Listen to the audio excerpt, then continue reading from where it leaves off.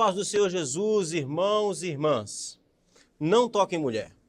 Não pode ter relação sexual. Relação sexual é pecado. Será que é isso mesmo que a Bíblia afirma? Será que é isso que a Bíblia ensina? Pois era isso que lá na igreja de Corinto tinha um pessoal dizendo. Era o pessoal que dizia que não podia tocar em mulher, que mulher era algo quase que pecaminoso. Então, eles estavam tão com medo de pecar contra Deus que achavam que o sexo era pecado. Você sabia que tem instituição religiosa que ensina que o sexo é pecado? Nós vamos ver a respeito disso. Sejam bem-vindos, meus irmãos e irmãs, mais uma vez à TV Viva a Promessa. Você está no Evangelho, você está no programa Evangelho em Foco. Eu sou o pastor Kennedy Matos e estamos aqui para caminharmos juntos e aprendermos mais da palavra de Deus. Nós estamos estudando e expondo aqui a primeira carta de Paulo aos Coríntios. Essa carta que Paulo escreve para uma igreja que tinha lá as suas peculiaridades, uma igreja que tinha as suas dificuldades e uma igreja que em muitos aspectos é muito parecida com a nossa igreja, com a minha igreja, que tem problemas, tem dificuldades, às vezes tem falta de equilíbrio, como por exemplo, nós vamos ver aqui ainda, 1 Coríntios capítulo 12 ao capítulo 14, onde a igreja de Corinto é uma igreja pentecostal, mas uma igreja pentecostal sem equilíbrio, uma igreja pentecostal sem uma ordem, um culto ordenado, um culto que glorificava a Deus. Nós vamos chegar lá, mas ainda não. Hoje nós vamos tratar 1 Coríntios capítulo 7, onde Paulo vai falar do casamento. Semana passada, nós falamos aqui que Paulo tratou de um problema que tinha lá na igreja de Corinto. Na igreja de Corinto tinha um grupo de pessoas que dizia o seguinte, olha, todas as coisas me são lícitas, eu posso, com relação à sexualidade, eu posso usar a minha sexualidade da maneira como eu quiser. Se eu quiser ter relação sexual com a prostituta, eu posso ter, porque afinal de contas Deus me deu a sexualidade. Então eles pensavam assim, era isso que eles ensinavam. E nós vimos semana passada que Paulo vai dizer que não é isso. Não é assim que as coisas funcionam. Você quer saber mais sobre isso? Não viu o sermão? Não sabe do que eu estou dizendo? Vai no vídeo anterior da semana passada que você vai saber lá. Hoje, Paulo vai falar de um outro grupo. Capítulo 7, Paulo fala de um outro grupo que tem na igreja. Era o outro grupo, o extremo oposto. Enquanto na igreja tinha um grupo que era permissivo com relação à imoralidade sexual, achava que estava tudo bem, estava tudo certo, não tem mais esse negócio de repressão sexual, não, deixa o pessoal fazer sexo, né? Aliás, isso é um detalhe importante que acabei não abordando aqui na semana passada. Será que hoje o jovem solteiro, ainda, biblicamente falando, ele pode ter vida sexual? Ou não? Como é que é esse negócio? Será que a gente pode dizer assim, não, agora a gente está na modernidade, nós estamos no século XXI, esse negócio de casar virgem, isso é bobagem. Será que é assim mesmo? Preste atenção, isso tem tudo a ver com aquilo que nós falamos na semana passada. Então, volto lá para você ver esse vídeo depois que você terminar de ver essa palavra aqui, tá bom? E aí, então, Paulo hoje vai falar sobre aquele pessoal que é o extremo oposto. É aquele pessoal que dizia o seguinte, eles vieram da imoralidade sexual, eles vieram de uma vida desregrada de sexo, ouviram o evangelho, tiveram um grande temor no coração e agora eles acham que porque viveram muito na perversão, experimentaram de todo tipo de perversão, eles vão pensar que o sexo no fim é algo absolutamente pecaminoso em toda circunstância. E aí, quando Paulo recebe a carta lá da igreja de Corinto, e eu vou explicar de novo, quando Paulo escreve a carta aos Coríntios, ele está respondendo uma carta que ele recebeu. O que é que tinha nessa carta que ele recebeu? Tinha também essa frase, tinha também esse conceito que as pessoas diziam lá em Corinto, não é bom que o homem toque em mulher. Então existia um grupo lá que dizia exatamente isso, olha, não é bom que o homem toque em mulher, é melhor não ter relação sexual, é melhor não exercer isso, porque isso é pecaminoso sempre. Então, Paulo agora vai começar a trabalhar a respeito disso. E aí ele vai dizer, capítulo 7, nós vamos ver aqui alguns textos. Paulo vai dizer do verso 1 ao verso 5. Quanto ao que me escrevestes, é bom que o homem não toque em mulher, mas, por causa da impureza, cada um tem a sua própria esposa e cada uma o seu próprio marido. O marido conceda à esposa o que lhe é devido e também, semelhantemente, a esposa ao seu marido. A mulher não tem poder sobre o seu próprio corpo, e sim o marido. E também, semelhantemente, o marido não tem poder sobre o seu próprio corpo, e sim a mulher. Não vos priveis um ao outro, salvo talvez por mútuo consentimento, por algum tempo para vos dedicardes à oração e novamente vos ajuntardes para que Satanás não vos tente por causa da incontinência. Então Paulo aqui vai dar alguma orientação. Ele vai começar dizendo o seguinte, olha, esse negócio de que não é bom que o homem não toque em mulher, não é bem assim. Não é bem assim. Ou seja, Paulo está dizendo aqui o seguinte, não é assim que se combate a imoralidade sexual. Não é assim que se combate a impureza. Ok? Então, no capítulo 6, ele já disse como que se combate a impureza. Uma das formas de se combater a imoralidade sexual, a palavra impureza aqui é porneia, que significa imoralidade sexual. Uma das maneiras que se combate a imoralidade sexual, Paulo disse lá no capítulo 6, ele disse, foge dela. Foge. Ok? A gente viu isso aqui semana passada. Agora Paulo vai dizer, olha, com relação a esse negócio de que é bom que o homem não toque em mulher, não é assim que resolve. Não é se tornando abstêmio da sua sexualidade. Você precisa, na verdade, organizar a sua vida, inclusive a sua sexualidade. Existe um lugar na sexualidade, existe o lugar da sexualidade na vida humana. Quem criou a sexualidade humana não foi o diabo. Quem criou a sexualidade humana não foi o pecado. Aliás, aquela fantasia criada na Idade Média de que o pecado original que Adão e Eva cometeu foi eles terem relação sexual, isso é mentira, isso é fantasioso. Quem cria o sexo é Deus. Deus cria o sexo antes do pecado. Deus cria homem e mulher sexuados. Foi Deus que criou a sexualidade humana. Adão e Eva faziam sexo antes do pecado no Jardim do Éden. Deus ordenou que eles fizessem. Está lá, no início de Gênesis. Crescer e multiplicar e encher a terra. Como é que eles iam fazer isso? Só tem uma maneira. Então, o sexo em si não é pecado, porém ele tem o seu lugar, na vida humana. Ele tem o seu lugar na vida humana. E aí o texto vai dizer, como é que a gente resolve essa questão da imoralidade sexual?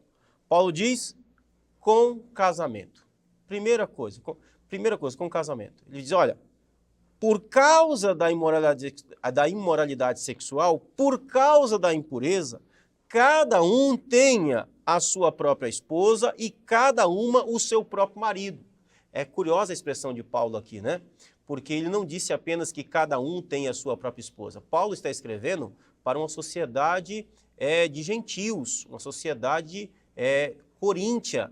Lá naquela sociedade era diferente da sociedade judaica. Na sociedade coríntia, as mulheres, elas tinham direitos. Por exemplo, um dos direitos que elas tinham era o direito de se divorciar do marido. Na sociedade judaica, não havia esse direito para a mulher. É por isso que Paulo aqui, ele precisa trabalhar de uma outra maneira. Então, ele vai deixar isso muito claro. Obviamente, não é apenas por isso, mas por causa da natureza da coisa, né? Então, assim, é claro que tanto em uma sociedade quanto outra, é claro que em todas as sociedades, é um marido para uma esposa e uma esposa para um marido. É sempre assim. E aqui Paulo estabelece, obviamente, alguns princípios importantes. Primeiro, o princípio do casamento. O casamento é monogâmico. Não é 2 maridos para uma esposa ou 2 esposas para um marido. Cada um tenha o seu marido, cada uma tem o seu marido e cada um tem a sua esposa.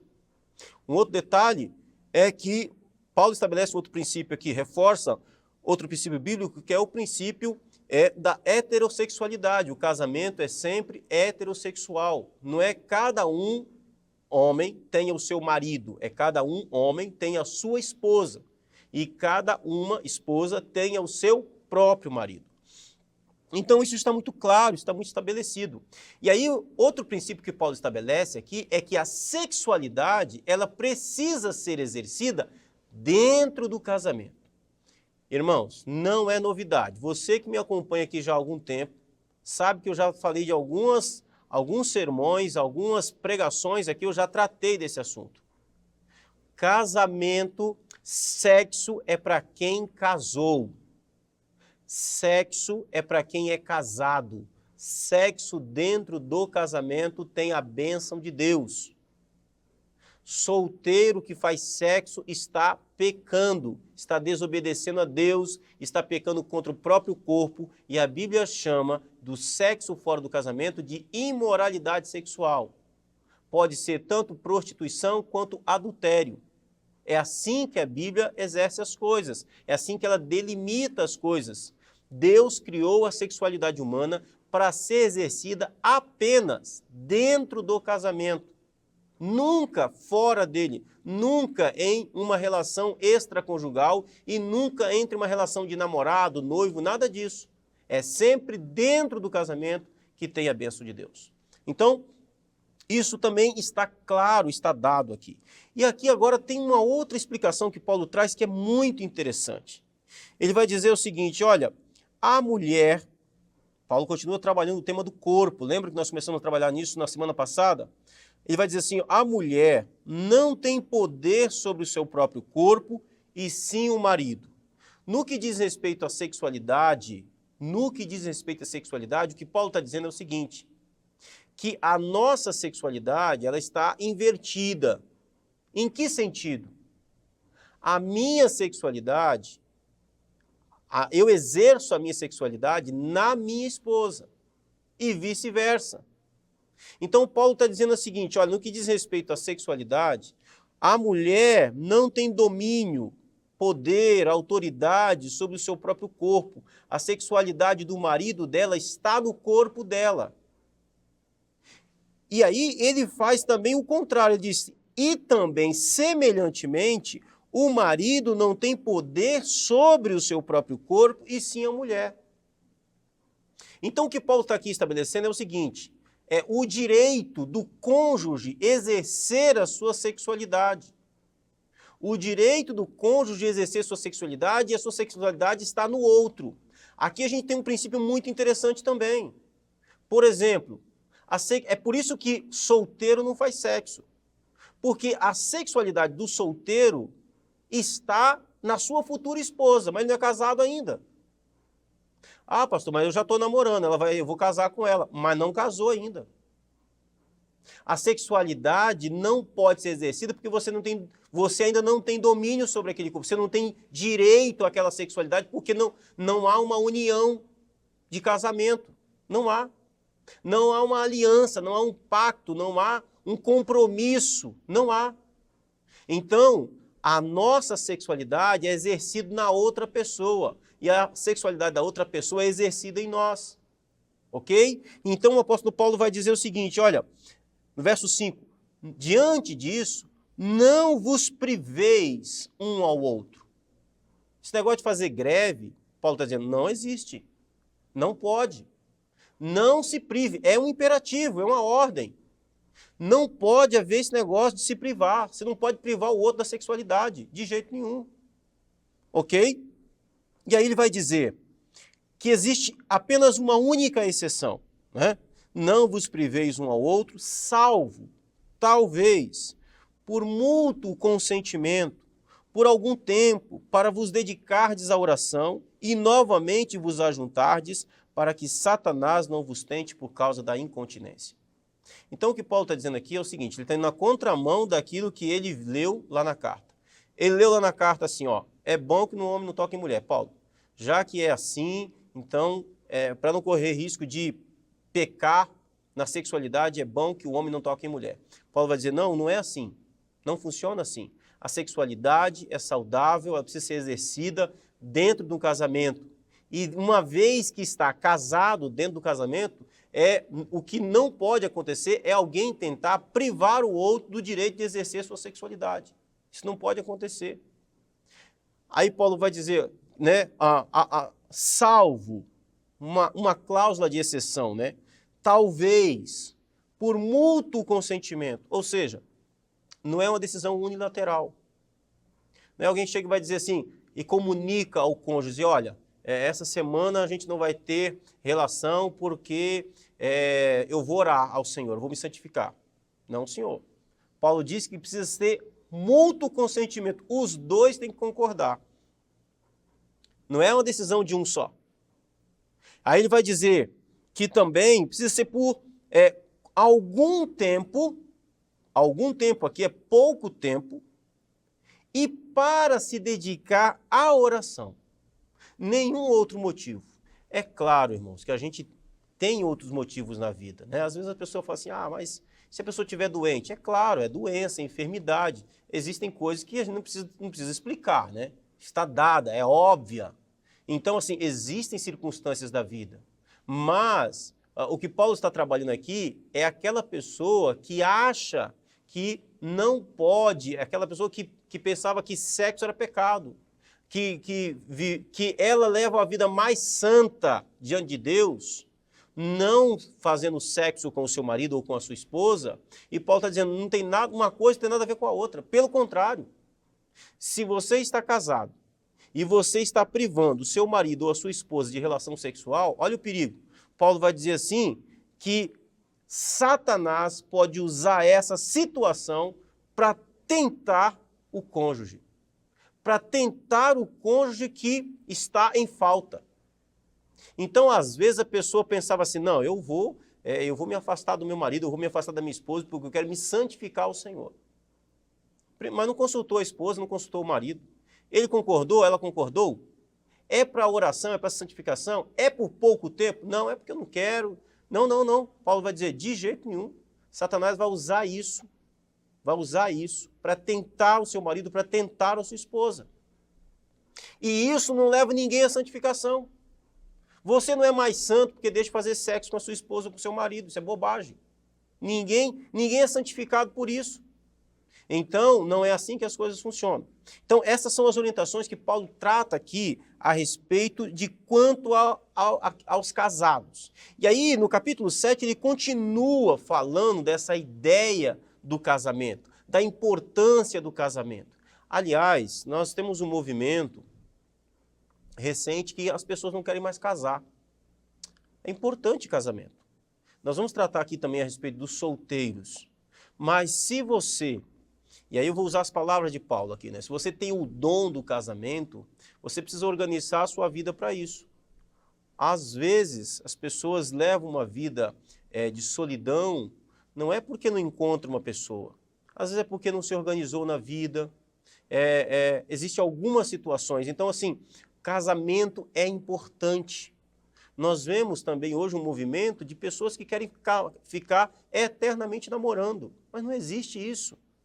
As pessoas precisam assumir compromisso, precisam assumir responsabilidades na vida. Casamento é importante, casamento tem a bênção de Deus. E vou lhe dizer mais uma coisa. Talvez você esteja pensando que casamento dá muito trabalho, e dá trabalho. Tudo nessa vida dá trabalho. Tudo nessa vida dá trabalho. Esse mundo é um mundo caído, meu irmão. Mas também tem bênçãos de Deus que são apenas para quem casou. E às vezes, o pior, as pessoas ficam tentando receber as bênçãos de Deus que Deus dá para alguém que é casado fora de um casamento. Aí não tem bênção. Aí não tem a bênção de Deus de jeito nenhum. Então, casamento é importante. No verso 10 do capítulo 7, Paulo vai continuar falando aos casados.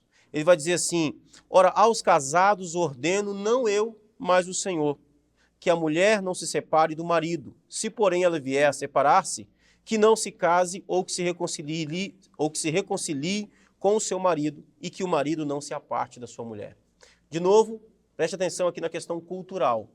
Por que Paulo está dizendo que aqui que a mulher não se separe do marido? Você não vai encontrar isso na literatura judaica, porque na literatura judaica a mulher não tinha direito de se separar do seu marido. Mas na cultura pagã, na cultura gentílica, nos gentios, nos gregos, as mulheres tinham esse direito. É por isso que Paulo dá essa orientação aqui, tanto para um quanto para outro. A mulher não se separe do seu marido. É muito curioso como que, às vezes, a igreja olha para um texto como esse e, ao invés de entender a clareza do texto, fica entendendo as entrelinhas do texto. Eu pergunto a você, o texto aqui está dizendo que a mulher pode se separar do marido? Que o marido pode se separar da mulher? Não, o texto está dizendo que não se separe. Não se separe. O divórcio nunca é uma coisa da vontade de Deus. O divórcio nunca é uma bênção. Nunca é. Então, aqueles que estão casados, a orientação de Paulo a quem casou é: não se separe. Não se separe. Ok? Nem o marido, nem a esposa. E aí eu quero tratar rapidamente com vocês o que vai do verso 12 ao verso 17 da primeira carta aos Coríntios, capítulo 7, onde Paulo vai tratar aqui também nessa carta a respeito de um outro aspecto dentro do casamento dos irmãos. Qual é o aspecto? Era aquelas pessoas que haviam vindo para a igreja em um casamento, mas o marido, por exemplo, não se converteu. Um exemplo, a esposa creu em Jesus, se converteu, mas o marido não. Ou o contrário, o marido creu em Jesus, ouviu o evangelho, creu em Jesus, mas a esposa não se converteu, não veio. E aí eles tinham algumas dúvidas. Paulo, o que fazer em casos assim? Resposta de Paulo, verso 12. Aos mais digo eu, não o Senhor. Essa expressão significa o seguinte: o Senhor Jesus não tratou desse assunto, então eu, Paulo, vou tratar. É isso que Paulo está dizendo. Se algum irmão tem mulher incrédula, ou seja, que não crê em Jesus, e esta consente em morar com ele, não a abandone. Ou seja, Paulo está dizendo assim, o fato de alguém ter se convertido e o cônjuge não é motivo para divórcio, de jeito nenhum. Não abandone ela. Verso 13. E a mulher que tem marido incrédulo, e este consente em viver com ela, não deixa o marido. Então, da mesma forma, não se separe. O fato do marido ser incrédulo ou da esposa ser incrédula não é motivo para divórcio. E aí Paulo traz algumas razões. Verso 14. Porque o marido incrédulo é santificado no convívio da esposa e a esposa incrédula é santificada no convívio do marido crente. Ah, pastor, mas esse marido crente dessa mulher, esse marido ímpio dessa mulher crente, ele adora os deuses lá de Corinto. Será que esses deuses não vão trazer para essa casa maldição? Será que demônios não vão invadir a casa agora dessa mulher crente, porque o marido adora os deuses lá dos coríntios? Resposta de Paulo, não, pelo contrário. Ele será santificado por causa dela. A gente precisa entender, irmãos, que o reino de Deus é maior que o reino das trevas. Nós precisamos entender que o reino da luz, ele afasta o reino das trevas. O reino das trevas não invade o reino da luz, é o contrário. Então, Paulo está trazendo essa clareza aqui, ó. Pode ficar lá, não separa do marido, não. Ah, mas ele pertence a uma religião esquisita, ela pertence a uma religião esquisita, vou me separar por causa disso, porque está trazendo maldição para minha casa. Não está trazendo maldição nenhuma, pelo contrário. Se você é uma mulher cristã, uma discípula de Jesus, que vive uma vida piedosa para a glória de Deus, ele será santificado. Isso não significa que ele será salvo, significa que ele será influenciado pela sua maneira bíblica, a sua maneira santa de viver. A mesma coisa, o contrário. Você, meu irmão, casou, a esposa não crê em Jesus, não foi alcançada pela graça de Deus, ela será influenciada pela graça de Deus que opera na sua vida. É assim que funciona. É o apóstolo Paulo que está dizendo. Então, verso 15. Mas, se o descrente quiser apartar-se, que se aparte. O que Paulo está dizendo? É o seguinte, mas o marido ímpio não quer mais conviver com essa mulher crente. Resposta de Paulo, bom, eu vou traduzir em bom português, né? Quando dois não quer, dois não briga. Ou seja, se o sujeito não quer ficar casado mais com ela, o que ela pode fazer? Ela pode lutar por esse casamento, ela pode... Agora o que Paulo vai dizer é o seguinte, que se aparte, em que sentido? No sentido de que o que ela não pode fazer, que a mulher crente não pode fazer? Ela não pode abandonar Jesus por causa disso. O que o marido crente não pode fazer? Não pode abandonar Jesus por causa disso. Então, que se aparte. É isso que ele está dizendo. Não é o desejo de Paulo, mas ele está aqui vendo circunstâncias. Em tais casos, Paulo diz, não fica sujeito à servidão nem o irmão, nem a irmã. Que servidão? A servidão do casamento. Não fica sujeito ao compromisso do casamento, porque há um relacionamento superior, que é o relacionamento com Cristo. Deus vos tem chamado à paz. É isso que Paulo diz. Pois como sabes, ó mulher, se salvará teu marido, ou como sabes, ó marido, que salvará a tua mulher. Paulo está dizendo aqui o seguinte, casamento não salva. Casamento não é uma espécie de meio de graça para a salvação. Nunca foi, tá? Nunca foi. Aqui fica muito claro o que Paulo está dizendo. E aí, então Paulo vai tratar a respeito disso. Terminando, ele vai dizer que no casamento, lá no verso 33 e no verso 34, Paulo fala das responsabilidades do casamento. Mas o que se casou, cuida das coisas do mundo e de como agradar a esposa, e assim está dividido. E aqui casou, porém, se preocupa com as coisas do mundo e como agradar o marido. O que Paulo está querendo dizer aqui é o seguinte, das responsabilidades que o casamento exige. Você está no casamento, então há uma responsabilidade sobre você. Quando ele fala que o casado cuida das coisas do mundo, ele está falando das obrigatoriedades, das responsabilidades da vida. Não é do mundo, o mundo como sistema mau, não. Mundo aqui como vida. Aquele que casou tem responsabilidade. Aquela que casou tem responsabilidade com as coisas da vida.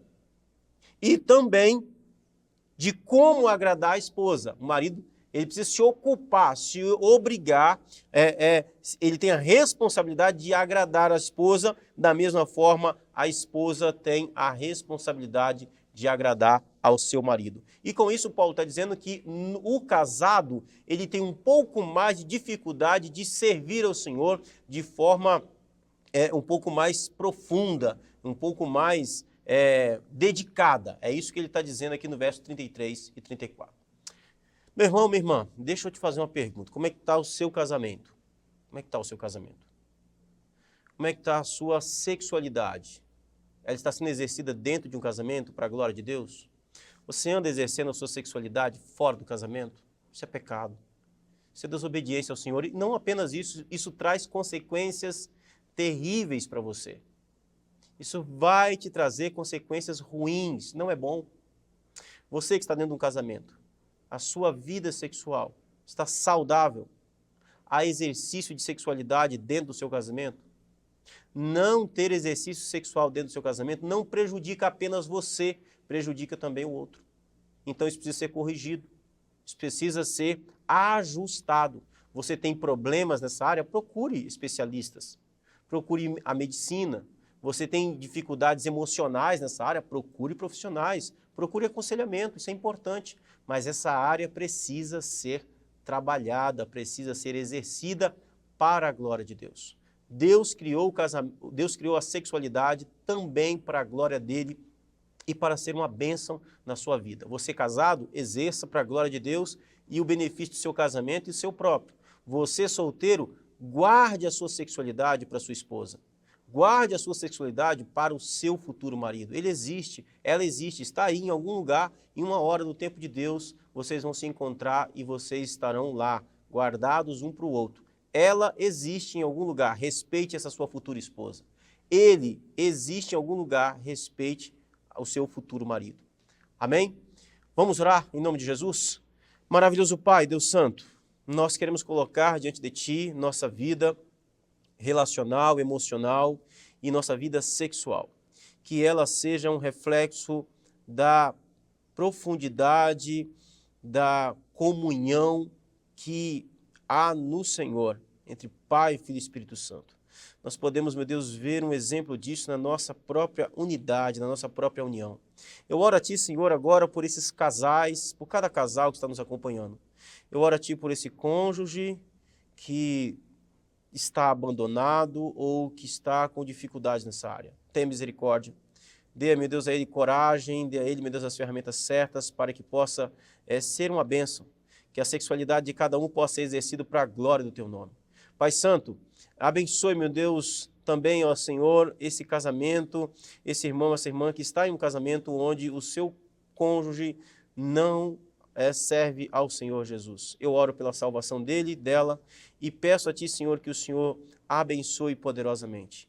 Que esse marido ou essa esposa, ainda incrédulo, Senhor, possa continuar sendo influenciado, abençoado, santificado pela ação, meu Deus, do Teu servo, da Tua serva, em nome de Jesus. Amém e amém. E você, meu irmão, minha irmã, você que é solteiro, você que está à procura do grande amor, será que ele existe? Será que a palavra de Deus tem orientação também para quem é solteiro? É sobre isso que eu quero tratar com você na próxima semana e eu vou esperar você aqui, tá bom? Até lá, eu gostaria de desafiar você para ser um parceiro desse programa. Você está vendo aqui embaixo QR Code, chave Pix, tudo. Você não tem motivos para não ser um parceiro desse programa. Então, contribua, nos ajude a levar a palavra de Deus a mais pessoas para que mais vidas sejam alcançadas em nome de Jesus. Um forte abraço, Deus abençoe o seu coração. Não deixe de se inscrever no canal, de deixar o joinha, que é muito importante, e coloca aqui embaixo no seu comentário, o seu abraço, a sua saudação. Tá bom? Deus abençoe e até semana que vem, se Deus quiser.